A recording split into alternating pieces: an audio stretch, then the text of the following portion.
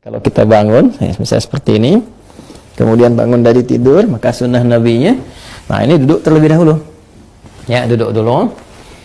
Nah, menenangkan diri dulu. Ya, jadi duduk ini bisa mengondisikan keadaan kita tenang terlebih dahulu. Aliran darah berlangsung dengan baik. Kemudian juga ya perasaan yang mungkin juga agak sempoyongan, belum stabil, ya kan? Kita stabilkan terlebih dahulu.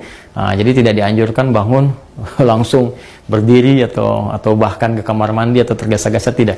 Kita mengambil keseimbangan diri dulu, biarkan darah mengalir dengan nyaman, nafas teratur, duduk terlebih dahulu. Ya kan?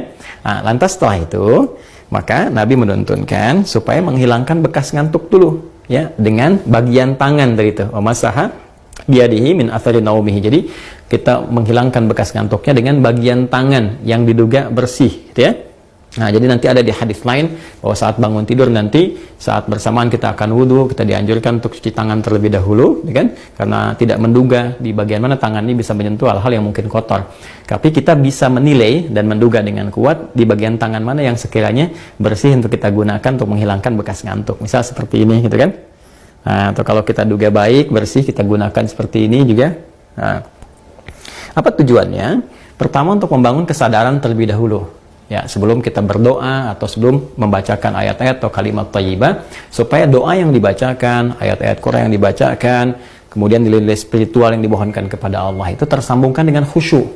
Ya, bisa khusyuk, bisa benar, terasa dalam jiwa. Karena beda rasanya ketika Anda bangun tidur masih ngantuk berdoa misalnya. Doa bangun tidur itu kan, atau baca beberapa ayat dari Al-Quran itu rasa kejiwanya akan berbeda dibandingkan ketika Anda menghilangkan rasa kantuk, ya, kemudian sudah mulai agak fokus, sudah lebih baik, ya. Kadang-kadang kan ada yang baru begini, bangunnya jam 3 kan, tapi yang begini, tiba-tiba lihat jam, udah jam 4 ternyata 1 jam nggak sadar begini kan. Nah, karena itu tidak dalam jeda yang lama, nggak pakai lama, jadi duduk, kemudian hilangkan bekas kantuknya, seperti ini, ya, bisa demikian.